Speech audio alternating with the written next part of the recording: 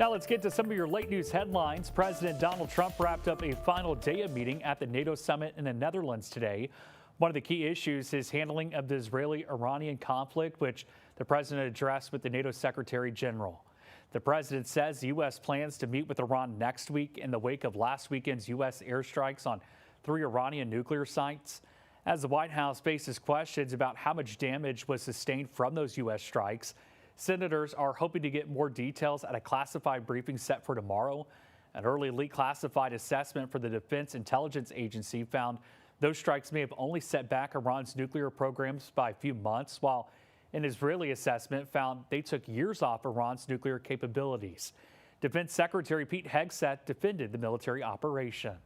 So if you want to make an assessment of what happened at Fordo, you better get a big shovel and go really deep, because Iran's nuclear program is obliterated. Hegseth will hold a press conference tomorrow morning to further address the Iranian strikes. Today, the nation's top law enforcement officer warned of the growing threat of a strike inside the U.S. from Iran sympathizers. CBS News has learned that agents at the FBI and Justice Department have warned supervisors they've been pulled away from counterterrorism to focus on immigration enforcement. And there's been a purge of several top counterterrorism officials and dozens of experienced prosecutors in the Justice Department. CBS contributor Sam Vinograd was a former assistant secretary for counterterrorism at DHS.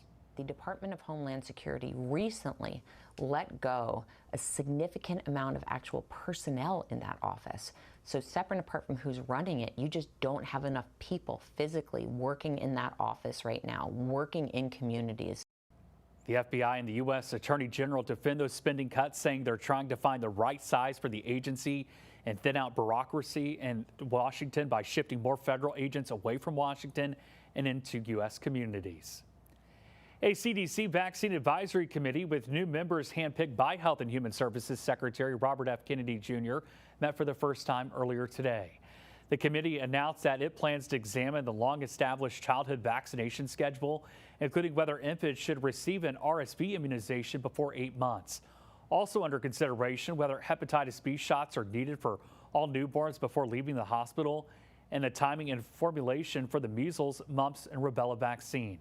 Last fall and winter, during the height of RSV season, Dr. Jennifer Dushan says a drop in RSV hospitalizations, and even though fewer infants were hospitalized for RSV, it was still the leading cause of hospitalization for that age group. What's your reaction to what you're hearing out of Washington and this panel right now? It makes me concerned that, again, focusing on the risks as opposed to the overall benefits, which have been proven over time. Tomorrow, the panel is expected to vote on whether to recommend the RSV infant immunization. They're also expected to vote on whether to recommend the flu vaccine.